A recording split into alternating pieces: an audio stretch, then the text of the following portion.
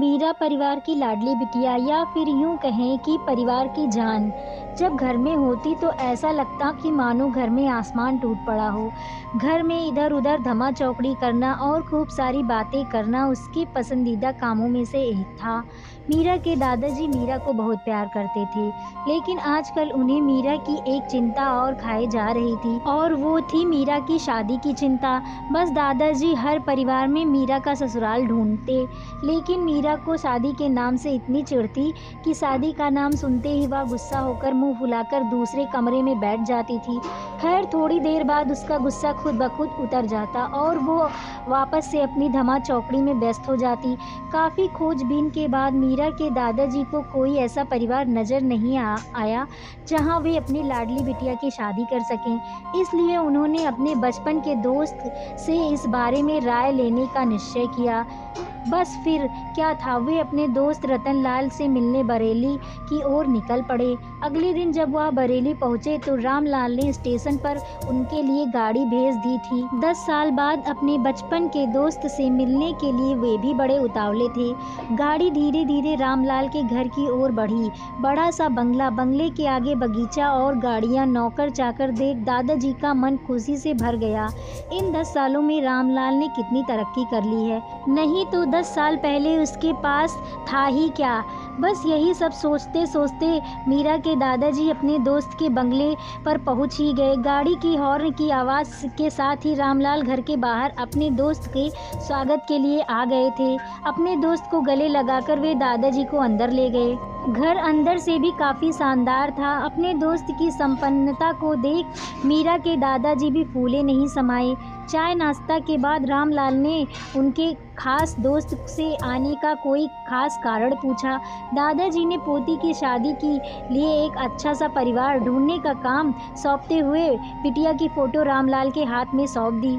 रामलाल भी अपने बेटे वीर के लिए एक सुयोग्य कन्या की तलाश में थे। तीखे नयन नक्श चेहरे पर तेज और एक बार में ही किसी को पसंद आने वाली मीरा बिटिया की फ़ोटो को देखकर उन्होंने मीरा को अपने घर की बहू बनाने का फैसला कर लिया। रामलाल इतना सोच ही रहे थे कि इतने में उनका बेटा वीर आ गया और वीर ने दादाजी के पैर छुए और हालचाल पूछने के बाद ऑफिस की ओर निकल गया। वीर के जाने के बाद रामलाल ने अपने दोस्त से वीर और मीरा के संबंध की पेशकश की। मीरा के दादाजी को लगा जैसे रामलाल ने उनके मुंह की बात छीन ली, और प्रसन्नता से विदा लेकर अपने घर आने का कहकर दादाजी अपने घर की ओर निकल गए। लेकिन वीर की माँ वीर की शादी अपने से बड़े घर में करना चाहती थी, लेकिन वीर के मनाने पर वह मान गई और तय समय पर वीर और मीरा की शादी हो गई। ससुराल में मीरा के सास ससुर, वीर के बड़े भैया भाभी और मीरा की उम्र की एक ननद नेहा थी। अपनी सादगी और सबका अच्छे से ख्याल रखने के कारण मीरा ने घर में सबके दिलों में अपनी जगह बना ली थी, लेकिन अपनी तमाम कोशिशों के बावजूद अपनी सासू माँ का प्यार पाने में असफल रही। वह मीरा के हर काम में कुछ न कुछ कमी निकाल देती थी। अपनी शादी की रात को ही वीर ने मीरा से साफ साफ कह दिया था कि घर के किसी भी मामले में बिल्कुल नहीं बोलूँगा, ना तो माँ से किसी बात पर बहस करूँगा और ना ही तुम्हारा साथ दूँगा। तुम्हें अपनी समझदारी से काम करना होगा। लेकिन मीरा के लाख कोशिशों के बावजूद भी सासू माँ के व्यवहार में कोई परिवर्तन नहीं आ रहा था। मीरा की ननद जरूर उसकी माँ से मीरा भाभी के प्रति इस तरह के व्यवहार पर उलझ जाती, लेकिन इससे भी केवल बात बढ़ने के अलावा कुछ नहीं होता था। इसी तरह करीब 1 साल निकल गया। मीरा और वीर को जुड़वा बेटियां हुई। यह समय मीरा के लिए अग्नि परीक्षा का समय था। मीरा का दर्द मीरा के लिए आंसू बन गया था। ससुराल में मीरा को संभालने वाला कोई नहीं था और वीर और उसके पापा ने मीरा को अपने मायके भेजने के लिए पहले से ही मन बना दिया था। एक दिन नेहा कॉलेज से आई तो उसने सभी को कॉलेज के सालाना कार्यक्रम में आने के लिए कहा और यह भी कहा कि कॉलेज में उसकी भी 2 प्रस्तुतियां हैं। इसलिए आप सभी का चलना बहुत ज़रूरी है। खैर ना चाहते हुए भी मीरा को अपनी दोनों जुड़वा बेटियों के साथ नेहा के कॉलेज में जाना पड़ा। कार्यक्रम की शुरुआत में ही गीत संगीत के कई प्रस्तुतियाँ हुई। उसके बाद मॉडलिंग राउंड शुरू हुआ। दर्शकों ने तालियों के साथ सभी का उत्साहवर्धन किया।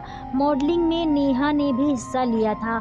आखिरी राउंड में नेहा के साथ 4 और लड़कियों को सेलेक्ट किया गया, जहां सभी को जज द्वारा एक-एक सवाल पूछकर विजेता घोषित करना था।